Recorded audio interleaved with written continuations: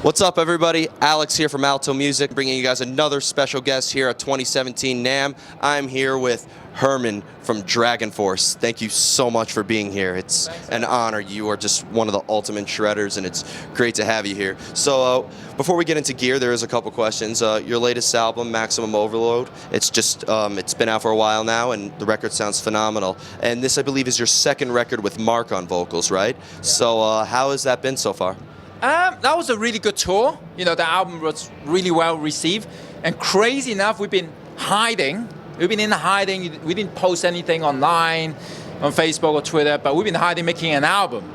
So we actually almost finished with another one already. Oh, really? Yeah, so you know, people can expect it in spring this year. Oh, really? Yeah, we're just putting final touches to the new album now. We got something to look forward to. Yeah.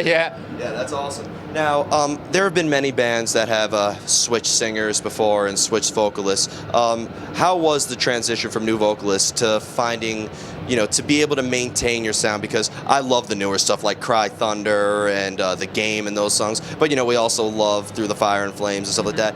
Was it difficult at finding a vocalist to maintain the sound that launched you guys? To be honest, yeah, it is really difficult to find a singer that can sing old stuff and new stuff at the same time. So it took quite a while for us to find Mark.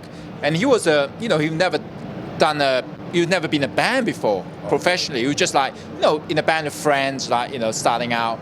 And, you know, it took a while to get into the groove of the thing, but now he's completely, you know, doing it. You know, he's really awesome now. Yeah, and I never saw you guys with your previous singer, and seeing you guys with Mark, it just blew me away. Like, you would just think he's a natural at it, and it sounds beautiful. Now, you guys incorporate so many different elements into your music. I see symphonic elements, I see thrash elements, just pure amazing heavy metal.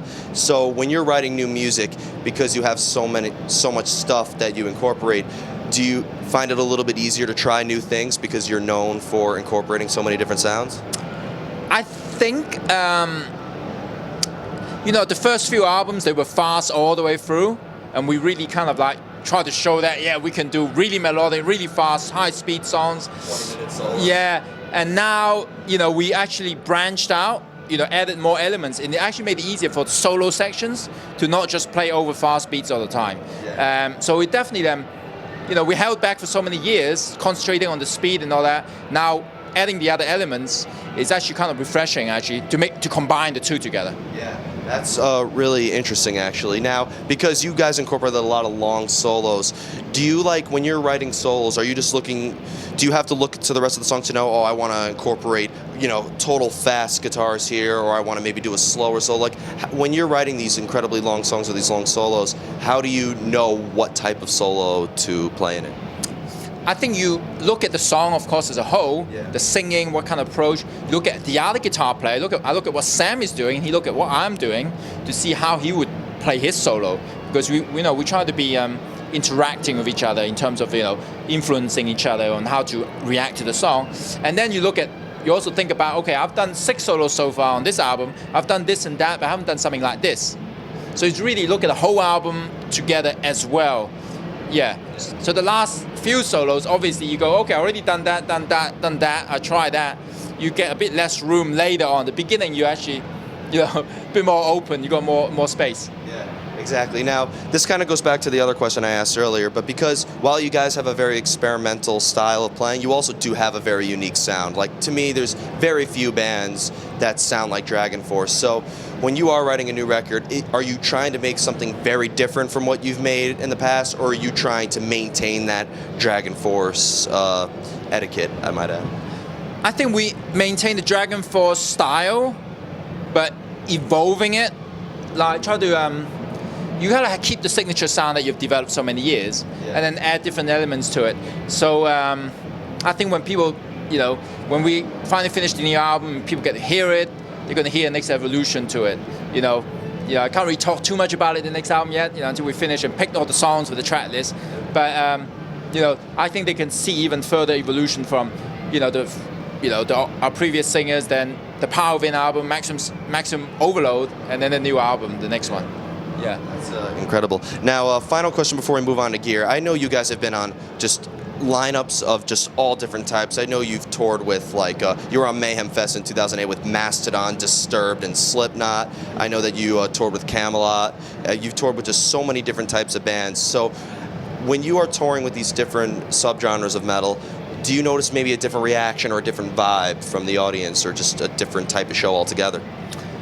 I know definitely we're a band that have played with so many different styles of music. You know, power metal, we toured the, you know, like you said, the bands you mentioned, like Slipknot, which is completely different from Camelot. Yeah. We did Iron Maiden, we've done Halloween, we've done all kind of stuff.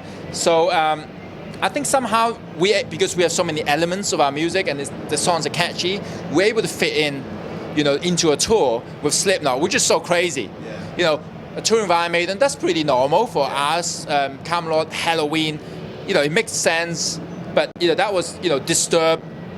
We did Killswitch Engage tour as well. I think we DragonForce fans are definitely a combination of people that listen to different kind of music. Yeah. You know, all kind of variety. Not just like one thing. I only like death metal. That's it. I only like gen metal, and that's it. When I saw you guys at Webster Hall, it was really funny because I saw, you know, everybody wears band shirts at metal shows, and I saw people wearing Lacuna Coil shirts. I saw people wearing Cannibal Corpse and Morbid Angel shirts. I saw people wearing Watain and Behemoth shirts and Slipknot and all that stuff. So you guys really appeal to multiple audiences, because I go to all different types, and you know, it seems like everybody in a different subgenre of metal loves DragonForce because of the different elements you have, which I think makes you guys so unique and so amazing. Thanks. So, final segment of the interview, because I'm sure a lot of fans, and I definitely want to know, being the shredder that you are, please, for God's sake, tell us what kind of gear do you use, and how do you get your sound?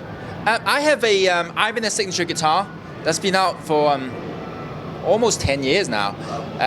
It's got so that's really what I use, and if people try in the shop or try at NAMM or anything, it's the exact same guitar as like the building, the wood, the material, the pickups, the Marzio custom pickups. That, you know, I don't play like a different model that is custom shop made somewhere. I take it off the production line. I just send it to me from the production line, and I also use a Rocktron Prophecy preamp along with a Kemper MIDI modeling, I don't know what you call it, profiling amp. Those are like kind of my main thing, with a Line 6 wireless and a lot of Roland Boss pedals. Like to play around with those too. Okay. Yeah, and I, you know, get different sound I could try with it, different solos. Yeah, actually, you just mentioned effects pedals. So like, what kind of effects do you need? Because your solos have many different sounds in it. So what do you like? What do you always need in terms of effects, and what do you like to play around with? The digital delay, of course, that's very important for the solos, and the wah-wah and the whammy. Yep. You know, I use the Digitech whammy pedal, the old school one, along with Ibanez Weeping Demon wah, because that is I can never remember or work out if I switch on or off the wah. When I'm stepping on it in the front, I don't even know if it's on or off. Sometimes if I'm doing a show, I can't hear it. So with the switchless wah, so that means it only works when your feet is doing something. You know, I know for sure it's working then. So I use the Weeping Demon wah. That's really cool. Wow. That's really interesting, and I gotta say, because I noticed so many different effects, but your technique also, I mean, you definitely have to have your own individual technique to be able to hit all those notes, and going from riffing to soloing to slow parts to fast parts, which I think it's very impressive. Like, you have a lot of effects, but I could tell you really have an awesome technique that really enhances the sound most of all, right? Yeah, the effects are really only happen really for short moment, because if you use the effects too much, apart from delay, which is, you know, kind of a standard thing now, you need something even more crazy to kind of to bring the guitar out. So I usually use the effects to bring a special moment out. So I have a ring which has got blue light on it. It's made by a company called Source Audio. So it's a remote control expression wah whammy hand. So it connects to my hand to make the sound using my hand. Yeah. So I mean, I bring that on certain songs, like a whammy sound. I can do my hand to wave to make the pitch go up. But those are really just specific moments. You go, oh, I need something there just to boost a little bit higher. Wow. It'll bring the solo up to another level. Yeah. Well, that's very interesting. And is there any new gear coming out? Because we are here at NAMM, and God, there's so many great gear, so much great gear coming out. We were at the Marshall booth earlier and the Dunlop booth earlier. Just so much great stuff coming out. Anything that you're especially looking forward to from Ibanez or any other gear? I mean, I really like those Steve Vai reissue Ibanez guitars. Oh, really? Yeah, those jam. I remember them when I was growing up learning to play the guitar, and you can't buy them anymore, except used one that people haven't looked after, Yeah. and most people don't sell them. So it's cool they're doing a reissue of the Ibanez Jam, the old one. And I also just checked out a DiMarzio pickups, acoustic pickup. Oh, wow. I'm not an acoustic guy, but I was so impressed by what they had. This incredible acoustic pickup that sounds so amazing. I've never heard acoustic guitar sound so good through pickups. That's awesome. Yeah. Wow. I just want to thank you so much for just telling me everything you did. I was very curious to know what your methodology was, and thank you so much for discussing your gear, and we wish you the best of luck with the new album, and we hope to see you on the road soon. Yeah, can't wait. Yeah, everybody, this is Alex from Alto Music, Herman from DragonForce. Be on the lookout for their new album coming out in the spring. We will see you next time, NAMM 2017.